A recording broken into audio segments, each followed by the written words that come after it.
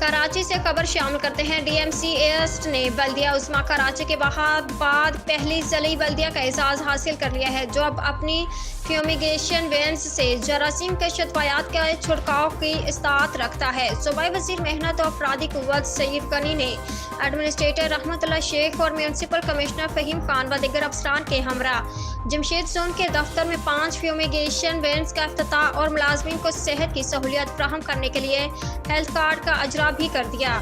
इस मौके पर मुनक़िदा तकरीब से खिताब करते हुए सईद गनी ने कहा कि DMC एस्ट ने शहरियों और आवाम को सहूलियत पहुँचाने के लिए अच्छे इक़दाम किए हैं। आज 5 हैवी फ्यूमिगेशन मशीनों का इफ्तिताह किया गया है, जो कि शहरियों को सेहतमंद माहौल की फरहमी के लिए अच्छा इक़दाम है। उम्मीद है कि इन मशीनों की तादाद में मज़ीद इजाफा होगा।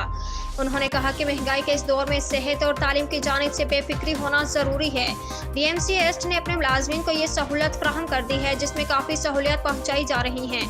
उन्होंने एडमिनिस्ट्रेटर रहमतुल्लाह शेख और उनकी टीम की काविशों को ज़बरदस्त अल्फाज में सराहा, जबकि सहाफ़ियों के सवालात के जवाब देते हुए उन्होंने कहा कि जो भी शख्स मर्तज़ा वहाब की जगह आएगा शहर के लिए काम करेगा। आइंदा बल्दियाती मुंतखब नुमाइंदे बेहतर काम करेंगे। बल्दियाती कवानीन में तरामीम की गई हैं, जिसमें मेयर चेयरमैन का दारों में अमल दखल रखा गया है। इख्तियारात मुंतकिल होंगे तो बल्दियाती नुमाइंदों को कई जगह सिंध हुकूमत की ज़रूरत नहीं रहेगी।